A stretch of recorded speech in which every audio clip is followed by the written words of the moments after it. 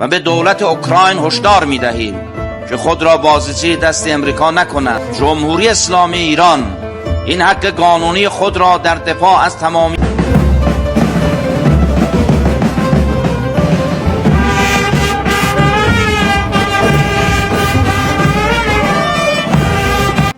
Gaaleen saaxilamanii fi qondaaltonni Iraan akka mirkaneessanitti dooniin daldalaa Iraan isheen irra caalaa sibiila fe'attee buufata Asraa kan Raashiyaa irraa ka'uun gara buufata Bandar Anzaalii kan Iraanitti deemaa turte haleellaa qilleensaa maadhaan jirti. Haleellaa kana kan raawwate Ameerikaa yookaan Israa'el osoo hin taane diina gama kaabaatiin dhufee Yuukireeniidha. Iraan Yuukireen yakka ishee kanaaf ibidda keenya ni dhandhamti jechuun adattee jirti. Iccitii lola haaraa kana bal'inaan qabannee jirra. Humnoonni galaana Iraan dooniiwwan 5 humnaan qabuun of duuba gara galaana Arabaatti yeroo deebisan dooniin isheen ja'affaan garuu daandii dhorkamaa fi seeraan alaa keessa seenuun balaamaaf saaxilamtee jirti. Muddama galaana irratti mudate kanas bal'inaan ni dhageessu. Gaazexaan Ameerikaa beekamaan New York Post ragaa qondaaltota nageenyaa fi waraana Ameerikaa olaanoo irraa argateen tarsiimoon Ameerikaan amma irratti mari'achaa jirtu Iraaniin qilleensarraan rukutuu osoo hin taane loltoota lafoo fi humnoota addaa kumaatamaan lakkaa'aman garaan ura Iraanitti erguun wiirtuuwwan nuukileeraa Iraan humnaan cabsanii seenanii yuuraaneemii Iraan kan qulqullaa'e sana hatanii biyyaa baasuudhaan bal'ina isaa qabannee jirra. Arradachee Iraan ishee ija addunyaa jalaa dhokattee waraana hoogganaa jirturraa ergaa bakka fakkaatuu fi madaallii siyaasaa addunyaa guutummaatti garagalchuutu ifabe. Mootiin gaaddidduun hoogganaan olaanaa Iraan inni haaraan Ayatollah Mojtaba kaamilan xalayaa seena qabeessaa fi onnee diinaaraas tokko gara leencota gaarreen Libaanoositti ergee jira. Yoo aga xumuraatti nu faana turtan iccitii kanneen bal'inaan ni dhageessu. Qophii keenya laayik gochuun jalqabaan affeerraa keenya yeroo maraati. Yoyaa Ashamar Kafuni kabajamtoota dhaggeeffattoota keenya kun Oromia 24 Newsra. Kanneen chaanala YouTube keenya faaraa taatan subscribe gochuun maatii keenya ta'a. Qophiin keenya namoota hedduu bira akka ga'uuf like share gochuun waliif qooduun dagatinaa. Xumura qophii keenyaatti turtii gaarii.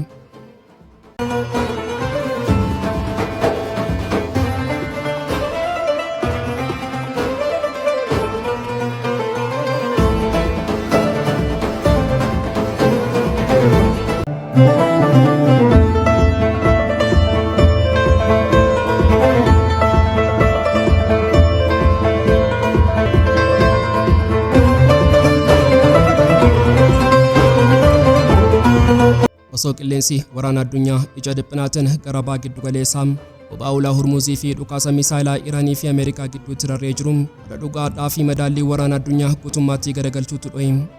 Waraanni ammayyaawaa daangaa lafaa fi bishaanii cabsee galaanota kanaan dura zoonii nageenyaa jedhamanii fi eegumsa cimaa qaban keessatti ibiddatti makamaa jira. Iccitiin waraanaa inni guddichi kan onnee Teeraanii fi Mooskoo raasee dirree lolaa haaraa galaana Kaaspiyaan keessatti banamedha. Ragaaleen saaxilamanii fi qondaaltonni Iraan akka mirkaneessanitti dooniin daldalaa Iraan isheen irra caalaa sibiila fe'attee buufata Asraa kan Raashiyaa irraa ka'uun gara buufata Bandar Anzalii kan Iraanitti deemaa turte haleellaa qilleensaa maadhaan jirti. Illaa kana kan raawwate Ameerikaa yookaan Israa'el osoo hin taane diina gama kaabaatiin dhufee Yuukireeniidha. Akka bulchaan kutaa Galaana kan Iraan ibsetti haleellaan kun hulaa laga Volgaa galaana Kaaspiyaanitti makamuu biratti yeroo raawwatamu kutaaleen Ajaja dooniitti guutummaatti daaratoon dooniittiin tajaajila ala taasisee jira. Dho'iinsa kanaan hojjetaan Iraan tokko yeroo wareegamu 3 ammoo madaa'anii jiru. Mee dhugaa ji'oopolitiksii haleellaa kanaa duuba jiru gadi fageenyaan ilaallu. Laga Volgaa fi galaanni Kaaspiyaan dhimma salphaa miti. Isaan hojimmoo dhiigaa daldalaa fi tarsiimoo Euraashiyaa fi Iraaniiti. Lagni Volgaa inni dheerina kiiloomeetira 3692 qabuu fi bishaan galaana Kaaspiyaan 81 burqisiisuun karaa ittiin Euraashiyaan galaana gurraachaa wajjin wal quunnamtudha. Waggoota darban keessaa ergaa warri dhiyaa Euraashiyaa fi Iraan irratti qoqqobbii dinagdee kaaniyas biyyoonni lamaan daandii bishaanii kana akka riqicha dhokataa meeshaa waraanaa boba'aa fi daldalaa ittiin wal jijjiiranitti dhimma ba'aa turan. Yuukireen as ga'uun ishee fi doonii kana rukutuun ishee ergaa sodaachisaa tokko dabarsaa. Harki keenya dheeraadhaa ujummoo dhiigaa keessan isa dhokataa eessayyuu yoo jiraate rukutuu dandeenya. Gama biraatiin waraanni kun waraana qawwee qofa osoo hin taane waraana dhugaa fi sobaati. Iraan dooniin tun doonii daldalaatti sibiila ijaarsaa qofa fe'attee deemaa jirti. Haleellaan kun yakka seera idil addunyaa fi dhaabbata mootummoota gamtoomanii cabsee jira jettee jirti. Garuu pireezidaantiin Yuukireen Volodymyr Zelenskiin of tuulummaa fi iftoomina guutuun ba'ee dooniiwwan galaana Kaaspiyaan irra deeman kunniin meeshaa waraanaa Iraan irraa gara Raashiyaatti guuraa jiru. Nuti raawwii fageenya dheeraa kanaan meeshaa waraanaa nutti dhukaafamu hundee isaarraa kukkunneerra jechuun injifannoo labsi. Iraan aarii fi dhiphina kanaan dhimma kana dippiloomaasiidhaan qabattee jirti. Ministeerri dhimma alaa Iraan ergamaa Yuukireen seeraan jiru waamsisee mormii jabaa dhiyeessee jira. Kana qofas miti ministeerri dhimma alaa Iraan Abbaas Araghchi tattamaan bilbila kaasee hooggantuu imaammata alaa gamtaa Awurooppaa Kaayaa Kaalaasitti bilbiluun yakka Yuukireen goote kana UN fi gamtaan Awurooppaa tattamaan balaaleffachuu qabu. Iraan mirga ofitti ishee fayyadamtee deebii lafee cabsuu kennuurraa of duubeen jettu jechuun akeekkachiise. Xiinxalli seenaa waraanaa Har'aa dhugaa tokko ifa godha. Iraan yeroo ammaa kana qubeellaa ibiddaa keessa seentee jirti. Gama kibbaatiin Ameerikaa fi Israa'el ulaa Hormuz irraan waraana dinagdee fi misaayilaa itti bananii jiru. Amma immoo gama kaabaatiin Galaana Kaaspiyaan isa eegumsa guddaa qaba jedhamee amanamu keessatti Yuukireen daangaa dhossee seentee jirti. Iraan adda waraanaa baay'ee fi walfaallaa ta'an irratti yeroo tokkotti loluuf dirqamaa jirti. Har'a madaallii waraanaa bishaan irraa guutummaatti garagalchuu fi oftolummaa Ameerikaa lafaan dha'u ulaa Hormuz irraa ba'ee jira. Ulaan kun inni dhiigni dinagdee addunyaa keessa yaa'u dirree bishaanii nagaa osoo hin taane kiyyoo du'aa fi wiirtuu aangoo Iraanitti jijjiiramee jira. Addunyaan Ameerikaan doonii waraanaa fiddee bishaanicha ni banti jechuun yeroo abjootu Iraan ammoo jajabeenya guutuun seera bishaanichaa ofii isheetii barreessite. Eeyyama kiyyaan alatti simbirroon bishaan kanarraa hin barreessu jechuun addunyaatti labsitee jirti. Seenaan dhiphinaa fi xaxamaa kun kan raawwatame barii wiixata har'aa Adoolessa 27 2026dha. Yeroo dukkana obboroo dooniiwwan daldalaa ja'a ajaja Iraan tuffachuun sirna hordofii fi quunnamtii isaanii guutummaatti cufatanii doonii hafuuraa ta'uun dhoksaatti hulaa Hormuz gama kibbaatiin qaxxaamuruuf yaalii godhan. Garuu iji eegumsa eegduu warraaqsa Iraan rafiin bullee.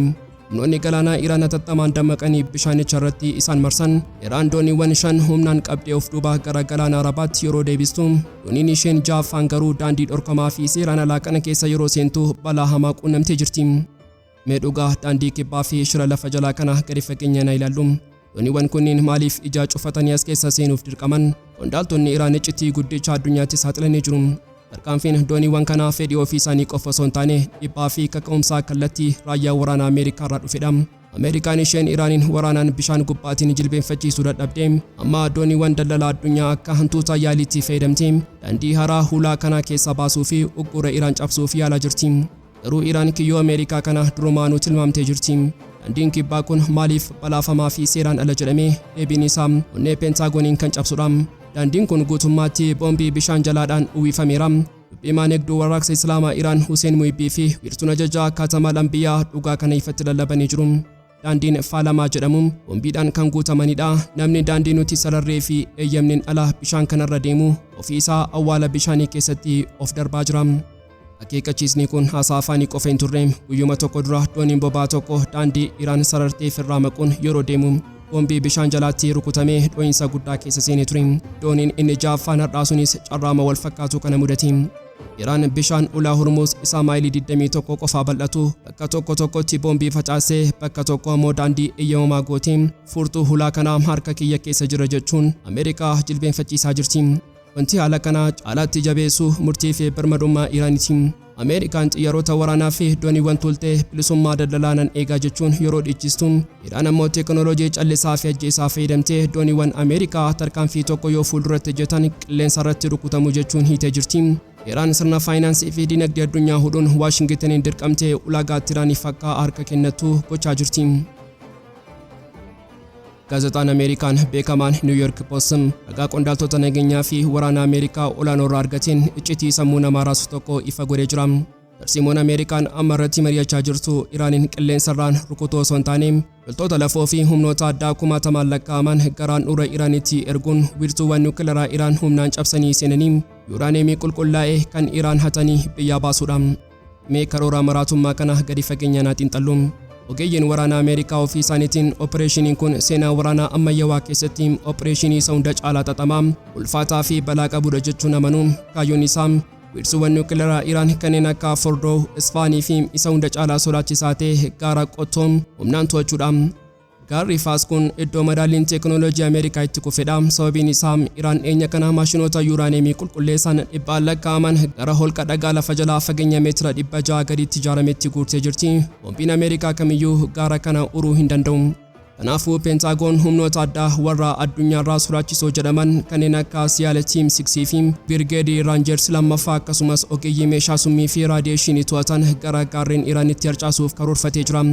Hojiin isaanii daangaa wiirtuuwwan kana waraanaan to'achuun boombiiwwan hulaa holqaarra jiran qulqulleessuu, balbaloota dhagaa fi sibiilaa diiganii seenuu, sana booda maashinootaa fi yuuraaneemii Iraan badhaadhanii jiran biyyaa baasuudha. Garuu dhugaan lafa Iraan irraa jiru fiilmii Hooliwud miti. Xiinxaltoonni waraanaa dhugaadhaa tokko pireezidaantii Tiraampiin yaadachiisaa jiru. Iraan rafteen bullee basaasonni akka mirkaneessanitti Iraan wiirtuu Isfaanii fi gaara Faas guutummaatti kiyyoo du'aa taasisee jirti. Hulaawwan holqaa daandiiwwan lafa jalaa fi tuubboowwan qilleensaa hundumaa keessaa boombiiwwan dhokotoo tuultee jirti. Loltoonni Ameerikaa holqa kana yoo seenan Iraan qabduu tokko tuquudhaan gaaricha guutummaatti isaan irratti jigsiti. Hundinuu awwaala dhagaa jalatti hafanii hafuura dhabu. Wanti hunda caalaa ajajoota waraanaa dhiphisu garuu seenuun danda'amuu mala, garuu akkamitti baatu gaaffii jedhudha. Loltoonni Ameerikaa kumaatamaan lakkaa'aman lafa Iraan yeroo seenan raayyaan waraanaa Iraanii fi eegduu warraaqsaa warri loltoota miiliyoona tokkoon eegumsarra jiran harka maratanii isaaniin daawwatan. Daandiin ba'umsaa guutummaatti dhiigaan dhiqama. Yuuraaneemii raadiyeeshinii qabu baatanii dachee diinaa keessa baqachuun waraana qabatamaa keessatti abjuu qofa osoo hin taane ajjechaa jumlaa ofirratti labsuudha. Maaliif Waashingten karoora maraatummaa kana minjaalarra ka'ee deebiin isaa kufaatii dippiloomaasii fi kufaatii miisaayilaati. Tiraamp marii nagaatiin Iraanin jilbeenfachiisuu hin dandeenye. Iraan niwukileera kiyyeen tuqxu jechuun ofitti amanamummaa guutuun diddee jirti. Gama waraanaatiin ammoo boombiiwwan Ameerikaa warri baanker baastara jedhaman gaarreen Iraan cabsuu dadhabuun isaanii Ameerikaa qaanessee jira. Yeroo boombiin dadhabuu furmaani dhuma nama foonii fi dhiigaa bishaan bobaa kana keessaa buusuudha. Walumaa galatti gabaasni New York Post kun ragaa injifannoo osoo hin taane ragaa abdii kutannaati. Har'a dachee Iraan ishee ija addunyaa jalaa dhokottee waraana hoogganaa jirturraa ergaa bakakkaa fakkaatuu fi madaallii siyaasaa addunyaa guutummaatti garagalchuutu ifame. Addunyaan dhiyaa fi Israa'el Iraanin rukunnee kophaa ishee hambisneerraa michoota ishee kukkunneerra jechuun yeroof gowwoomsan. Mootiin gaaddidduun hoogganaan olaanaa Iraan inni haaraan Ayatollah Mojtabaa Kaamilin callisa isaa cabsee xaliyaa seena qabeessaa fi onnee diinaaraas tokko gara leencota gaarreen Liibaanos Hizbullaatti ergee jira. Haasaan yookaan ergaan Mojtabaa kun jecha jajjabinaa idilee miti. Inni iccitii dippiloomaasii lafee cabsuu kan masaraa White House dhiphisuu saaxilee jira. Waraana guraandhala 28 eegalee sana keessatti waliigalteen nukaasa dhaabu inni waxabajjii keessaa Iraanii fi Ameerikaa gidduutti mallattaa'ee ture. Maaliif akka Adoolessa 8 pireezidaantii Tiraampiin kutamee gatamee Mojtabaan dhugaa isaa saaxilee jira. Ameerikaan Iraanin dhimma Liibaanosii fi Hizbullaa keessaa harka baasii dhimma ofii keetii qofaasee jechuun dhiibbaa gochaa turte. Garuu Mojtabaan iccitii minjaala jalaa yeroo saaxilu nuti Ameerikaa wajjin waliigaltee mallatteessuuf ulaagaa bu'uuraa fi sarara diimaa tokko keenye turre. Innis Ameerikaa fi Israa'el guutummaatti waraana Liibaanos irratti banan dhaabuu qabu. Birmadummaan lafa Liibaanos kabajamuu qaba kan jedhudha jechuun ifa godhe. Kana jechuun Iraan yeroo bobaa ishee fi buufataalee ishee irratti boombii roobiyyuu dantaa ofii ishee qofaa osoo hin taane obboloota ishee warra adda warraaqsaa dabarsitee diinaaf hin kennine.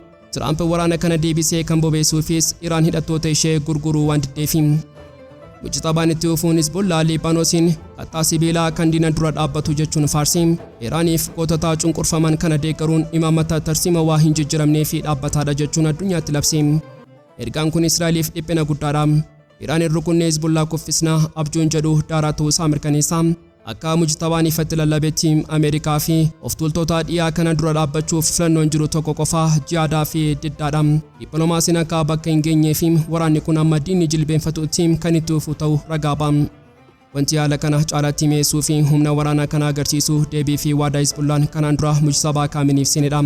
Gootonni Hizbullaa xalayaa isaaniitiin akka jedhanii turan nuti daandii kabajaa fi wareegamummaa kanarra deemu keenya itti fufna. Akkuma abbaa kee Shahidaa Alii Kaamenii cinaa dhaabbannee har'as si cinaanii dhaabbanna. Kun waadaa dhiigaati. Iraanii fi Hizbullaan akka qaama tokkoo fi sammuu tokkootti qindaa'anii diina isaanii adabaa jiru. Xiinxaltoonni siyaasaa fi waraanaa dhiyaa garuu dhimma tokkoon garmalee dhiphatanii jiru. Namichi ergaa bakakkaa kana dabarsaa jiru Ayatollah Mojtabaa Kaamiliin ergaa Adoolessa keessaa aangoo dhuunfatees takka ija uummataas ta'ee kaameraa dura hin baane. Inni waraana kana keessatti ija diinaa jalaa miliquun mootii dhokataa ta'e iddoo eegumsi cimaan jiru misaayilaa fi dippiloomaasii addunyaa hoogganaa jira. Ameerikaa fi Israa'el xiyyaara samiirra naannessanii isa adamsuuf yeroo wixxifatan inni lafa jala taa'ee xaliyaa fi ajaja onnee isaanii deeguu daddabarsaa jira. Walumaa galatti Har'a Adoolessa 27 2026 addunyaan dhugaa ifatee tokko ijaan argiteeti. Waraanni Ameerikaa fi Iraan waraana biyyoota lamaa gidduutti daangeffame miti. Inni waraana gooftummaa dhiyaa fi diddaa warra baati. Iraan doolaaraa fi nageenya ofiitiif jettee michoota ishee akka hin gurgurree mirkaneessitee jirti. Tiraamp dhukaasa dhaabuu cabsee waraana yeroo eegalu Iraan ammoo adda warraaqsaa ishee hidhachiiste. Kottaa baha giddugaleessaa kana awwaala keessan goona jechuun ofitti amanamummaa guutuun eegaa jirti. Egaan kabajamtoota dhaggeeffattoota Oromiyaa 24 News qophii guyyaarraaf qabannee dhiyaanne asuma irratti goloomaa kanneen chaanala YouTube keenya Har'a taatan subscribe gochuun maatii keenya ta'aa. Qophiin keenya namoota hedduu bira akka ga'uuf like share gochuun waliif qooduun dagatinaa. Xumura qophii keenyaatti waan nu faana turtaniif galatoomaa.